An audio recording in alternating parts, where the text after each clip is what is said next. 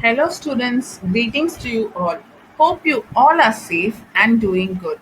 In today's class, we are going into a new unit, which is Unit 2 Motion. So, let's move on to our motivational quote for the week.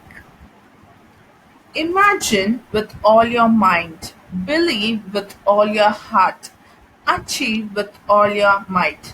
Yes, my dear students, achievement seems to be connected with action. So, successful men and women keep moving. They make mistakes, but they don't quit.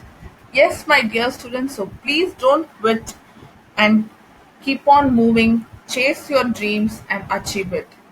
With this quote, we move on to the class. The topics to be concentrated in this session are motion and rest, types of motion, distance and displacement, speed, velocity, and acceleration. So, these are the subtopics we are going to cover in today's session. Now, let's move on to class. I hope you all are sitting in front of the laptop or smartphone and listening to the class, right? Yes, students, hope you all are listening. Now I'm going to give you a physical exercise to you. Ready, students? Yes? Yeah, very good. So, okay, stand up and take 5 steps forward and then take 5 steps backward. Okay, 5 steps forward and then take 5 steps backward. Get up, children. Come on, don't be lazy. Let's warm up and then we can move on to our class. So, good. Take 5 steps forward and take 5 steps backward. I hope all took 5 steps forward and 5 steps backward and reached the same place. Yes? Very good. So you showed movements, right? You can be seated now. Yes. So human beings shows movement. And in the plant physiology lesson, which is unit 19 plant physiology lesson, we saw that plants too show movements, right? And we saw different types of movements in plants. Thus, we concluded all living things show movements. But now, let me arise a question.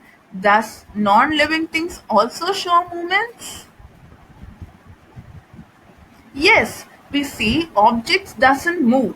Though an object seems to be not moving, but actually it is moving because Earth is continuously moving around the sun. So when it comes to our day-to-day life, we cross many objects which move. For example, you would have seen the fan rotating in the ceiling. It is a one type of movement. A car along the road, and the aeroplanes in the sky, and the train moving in the track. These are also one type of movement. Okay? So the word movement is a familiar word, right? But in physics, the object which change the position is said to be motion. So whatever movement occurs, it can be termed as motion. So the object which changes the position. So motion is the change in the position. Okay? And what would be the opposite of it? Rest. Yes. So the object which doesn't change the position is said to be rest. I hope everyone would have traveled in car, right? Have you experienced the trees on the roadside move backward while traveling in car with high speed? Have you experienced it? Yes, we would have experienced it. But the actual thing would be the trees or the objects are all in the same position. Since we are moving, we feel that the trees or the objects are also moving with us. So the motion is termed to be a relative phenomenon. So now let's see the different types of motion. Okay. So let's take a car moving in a straight line on a straight road. Then the car is performing motion along a straight line, right? It is said to be a linear motion. Yes. So linear means straight. So the motion along the straight line is said to be linear motion. What if the car takes circular path? Yes, the motion along the circular path is called as circular motion. Okay, the best example would be a fan blades. Fan blades moving in the circular path on the ceiling. Here, the blades of the fan alone possess circular motion, not the entire fan. So, make it clear, students. Only the blades of the fan possess circular motion, not the entire fan. Okay. To make it so simpler, let's do a small activity. Okay. So take an object, maybe a rubber or a small stone. Okay. Tie it up with a thread. Okay. Tie it up with the thread and swirl it like this. Swirl it like this. So here the object takes the circular path, right? The object takes the circular path. This object takes the circular path. So this type of motion is said to be circular motion. But now consider the whole thing, okay? You are using your hand and making the object to rotate. Yes? So the hand is considered to be central axis. What? The hand is considered to be a central axis which is fixed and the object covers the circular path. So this type of motion is said to be rotational motion. So if you consider the whole part of the fan, we can say it as a rotational motion.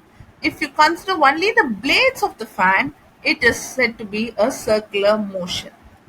Am I making it clear, students? So this is the difference between the circular motion and the rotational motion. Rotational motion acts as a fixed axis. It has a central axis which is fixed, okay? Whereas circular motion, it takes the circular path. Okay, students. So we learned three motion. First is the linear motion, circular motion, and the rotational motion. So the next type of motion is that I hope all would have played swing. Yes, it moves to and fro, right? Likewise, all would have seen pendulum clock. The pendulum moves to and fro. And the exercise which I made you to do at the beginning, the 5 steps forward and the 5 step backward exercise, is also a to and fro motion, right? So thus this type of motion is said as oscillatory motion.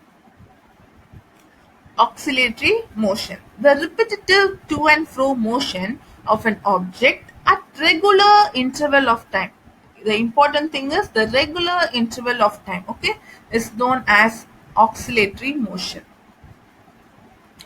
And in matter around us lesson, we learned about Brownian moment, right?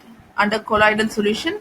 Yes, it says that colloidal particles take zigzag direction. There won't be any fixed path. It just moves randomly. So this type of motion is said as random motion. So these are the main types of motion we see in our day-to-day life.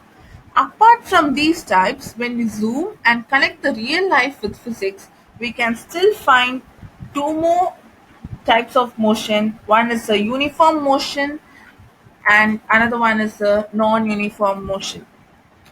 So consider a car. I hope all would have gone long drive in car, like from Chennai to your native place. My native place is Kanyakumari, so I have gone in car many times from Chennai to Kanyakumari. But have you noticed how many kilometers it covers per hour? The drivers knows about it, but did you have that curiosity to know about it?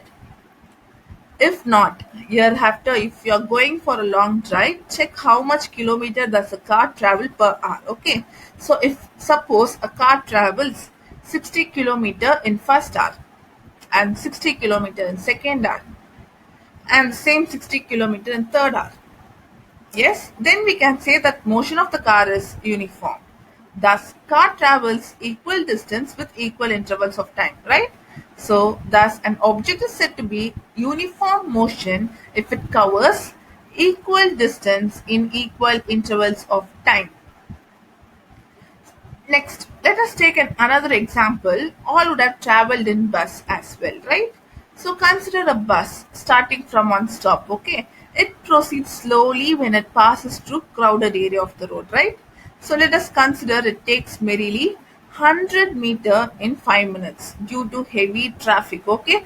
But the bus was able to travel 2 kilometer in same 5 minutes, okay, when the road was clear. Thus, the motion of the bus is termed to be non-uniform. Okay, the object is said to be non-uniform motion if it travels unequal distance in equal intervals of time. So, am I making it clear the difference between the uniform motion and non-uniform motion? Yes. So, let's move on to the next topic, which is distance and displacement. So, I hope all like cartoon, right? And yes, I too watch cartoon, and the famous cartoon for me is the Tom and Jerry cartoon. All loves Tom and Jerry, right? So here Tom is the cat and Jerry is the rat. So the enemy for the rat is of course a cat, right? So let us imagine that Jerry loves cheese. Yes, cat loves cheese, right? So Jerry loves cheese and Jerry needs a cheese. Okay. And he found that the cheese is there which is 5 meter far from him. Okay, which is 5 meter far from him. But if he takes this 5 meter path, okay, if he takes this 5 meter path, Tom is waiting for Jerry.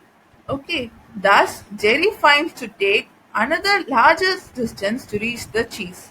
It may be this path or it may be this path. Okay, so let us consider that he can take this 3 meter plus the 4 meter, which is 3 plus 4 gives 7 meter distance and can reach the cheese. Okay, yes. So thus Jerry travels a distance and reaches the cheese. So now distance is a scalar quantity or a vector quantity. So distance is a length which gives only a magnitude, only a numerical value, okay? And thus it has only magnitude, not the direction. Therefore, the distance is a scalar quantity. Finally, Jerry reached the cheese. It took the maximum distance and he reached the cheese, okay? So then what about displacement? So here, how Jerry traveled from his place to the cheese, right? To find that, let us take the shortest distance covered, which is the straight line path connecting the starting and the ending point. Okay, this is the shortest distance, right? So let us consider that. Tom knows that the Jerry house and the cheese is of 5 meter distance, but it can be of any direction, right? There are many possibilities of 5 meter straight line distance. Yes, we have four main directions. What are they? North, south, west, and east. Okay. If Tom would have known that the distance between the house of Jerry and the cheese is 5 meter northeast, then Tom would have easily caught up Jerry. Thus, displacement needs direction and the numerical values. Okay, and displacement is a shortest distance and it can be calculated as final position minus initial position. So hence displacement is a vector quantity. Hope you can now differentiate distance and displacement. Yes, so let's move on to the next topic. Let us take the same example, the car.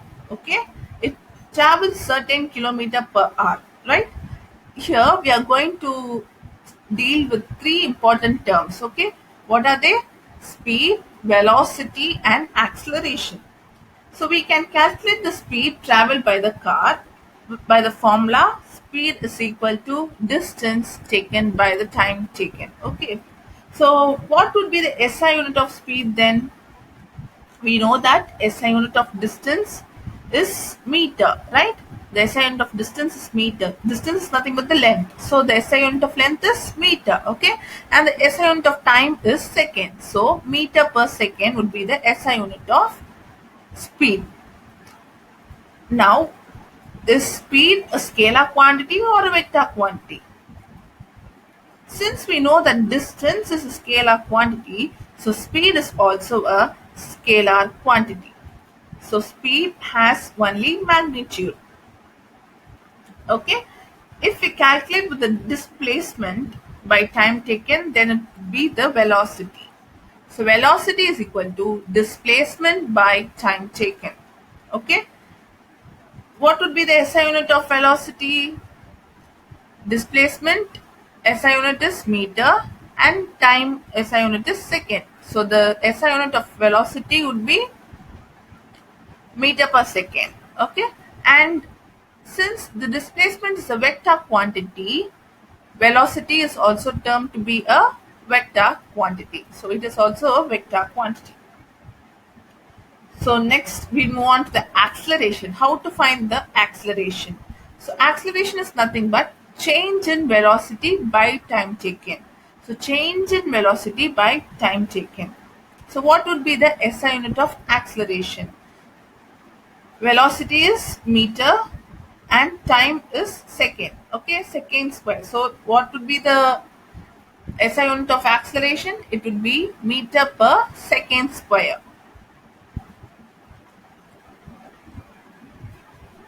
Yes, that's it for today's class, my dear students. So we learned about motion, rest, and the types of motion. We saw under types of motion, uh, linear motion, circular motion, rotational motion, and random motion and oscillatory motion, right? Apart from that, we studied another two types of motion, which is uniform motion and non-uniform motion. And then we came to distance and displacement, and we saw the difference between the distance and displacement. And we continued with speed, velocity, and acceleration as well. So that's it for today's class, my dear students. So can we all summarize what we learned in today's class? Yes. So the object which do not change their position is termed to be rest. Then the object which change the position is termed to be motion. Equal distance in equal interval of time is known as uniform motion, whereas unequal distance in equal interval of time is termed to be non-uniform motion. And we saw about distance and displacement, right? Distance is a scalar quantity and the displacement is a vector quantity. So what are the formulas we studied? Speed is equal to distance by time taken. Velocity is equal to displacement by time taken. And acceleration is equal to change in velocity by time taken. Yes. So for your homework part, I've given you two problems based on the formulas of speed, velocity, and acceleration. So read the question twice or thrice and answer the using and use your formulas correctly and answer it. Okay, students. So first question is: a sound is heard 8 seconds later than the lightning seen in the sky on a rainy day. Find the distance of location of lightning. Given the speed of sound is 346 meter per second. So they have given the time and the speed. We need to find the distance. Okay.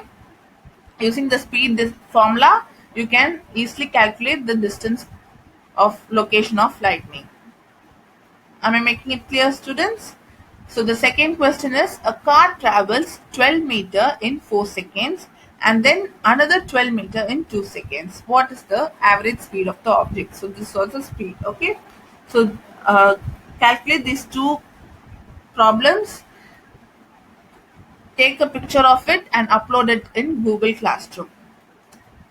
Yes, students, thank you so much. Stay home, stay safe.